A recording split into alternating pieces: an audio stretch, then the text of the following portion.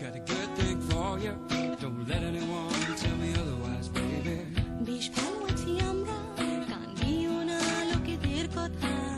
That's right, girl. We'll be fine, whatever we'll be, and you ought to know by now.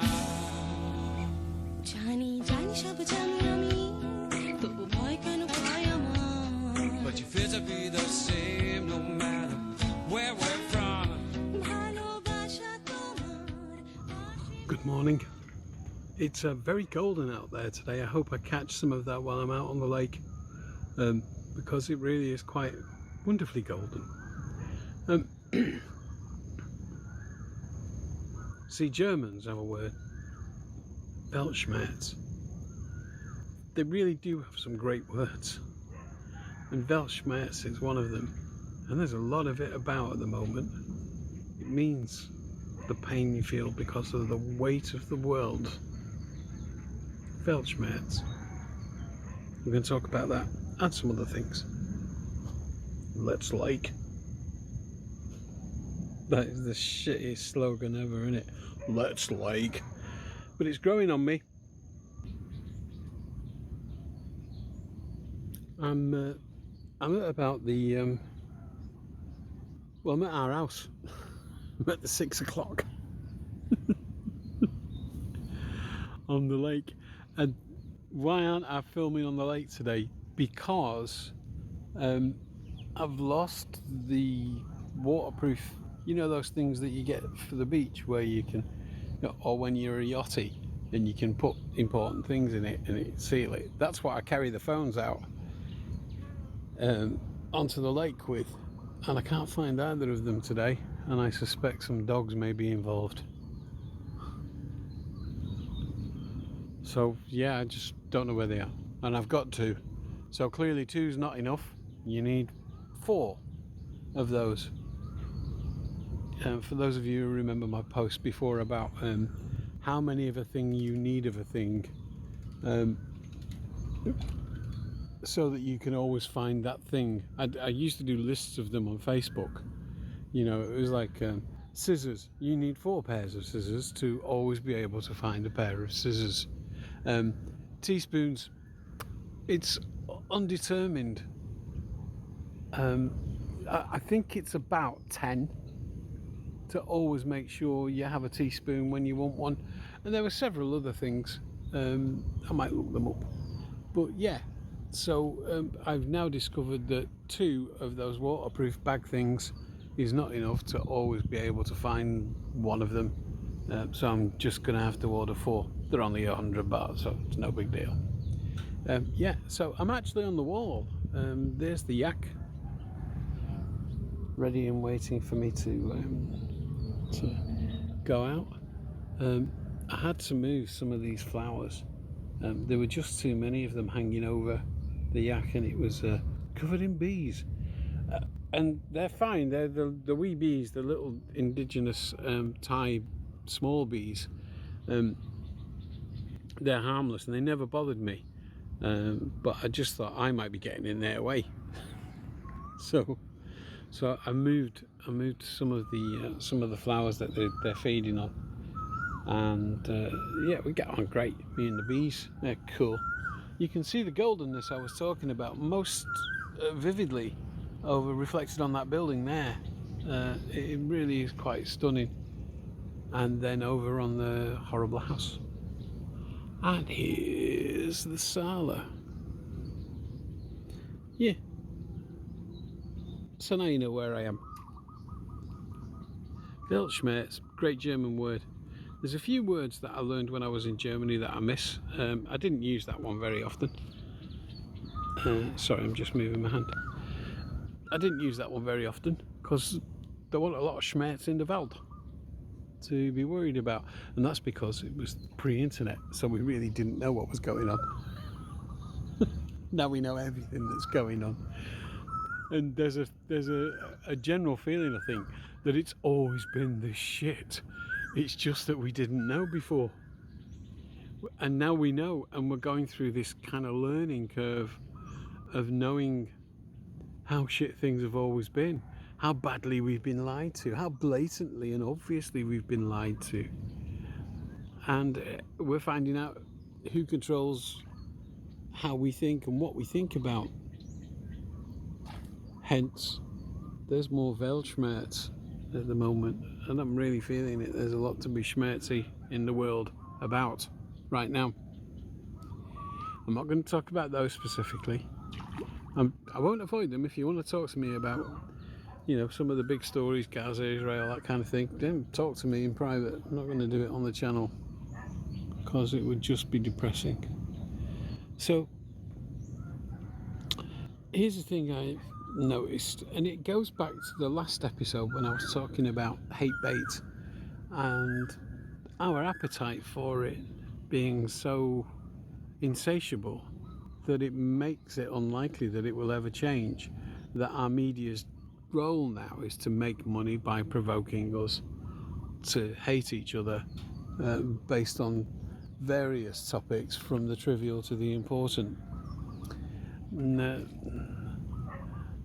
James O'Brien on LBC has got a book out at the moment called How They Broke Britain, but I think it gives the population a bit of a break.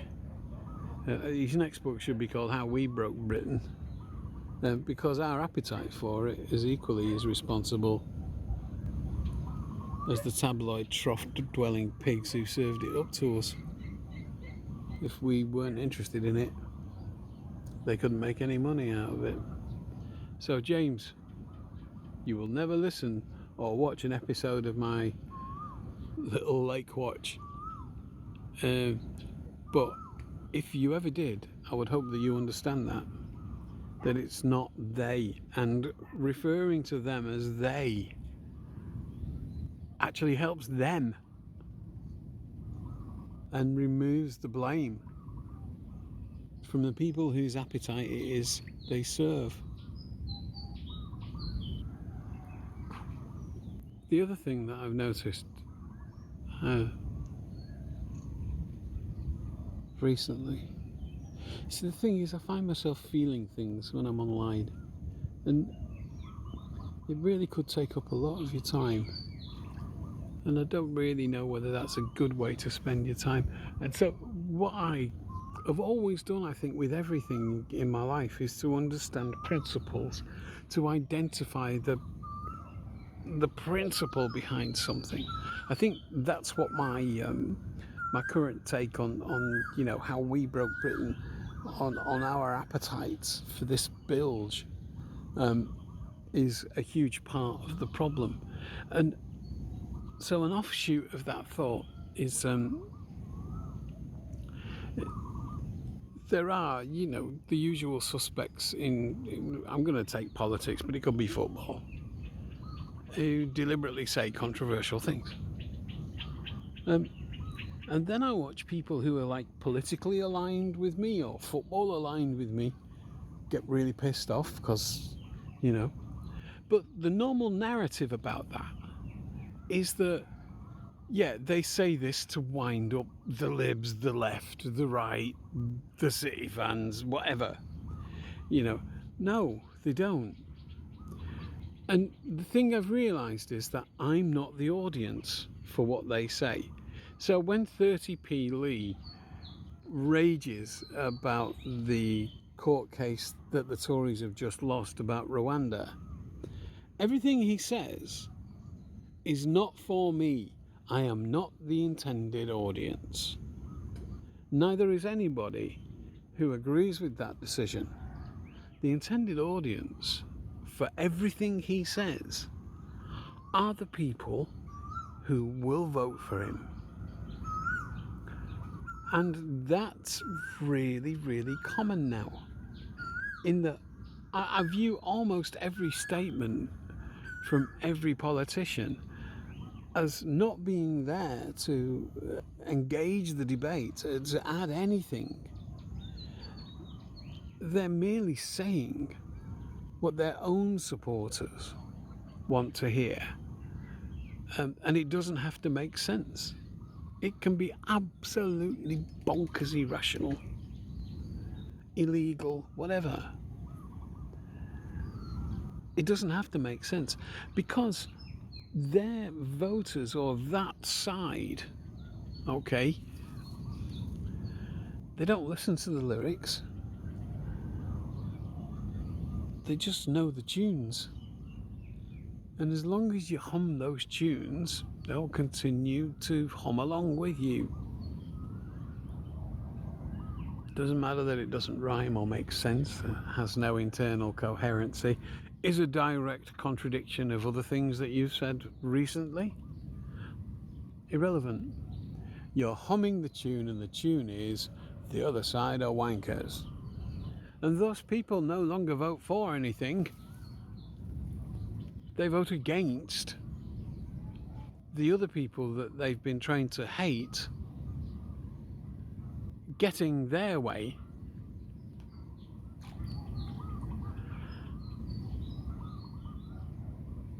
And it's everywhere.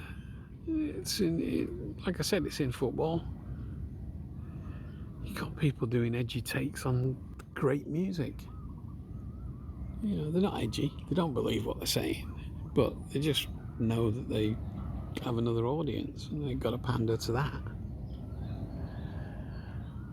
You know. Well, there was something in my tone of voice there that gave away the Weltschmerz, wasn't it? I shouldn't do these before I go out, because when I go out, the adrenaline gets going and I feel all laked up. And I'm in a much better mood. I promise I'll do some funny stories. I needed to get that off my chest this morning, though. If you've watched it all, well done. There was a big gap in the middle. I don't normally do that, but the thing is, I was trying to calm down. I was trying to be a bit zen. You know, the one thing that matters is that I love you all, and we all love each other, because that's what's going to help us get through this. Be kind, love each other. That's it for today. Ta-ra.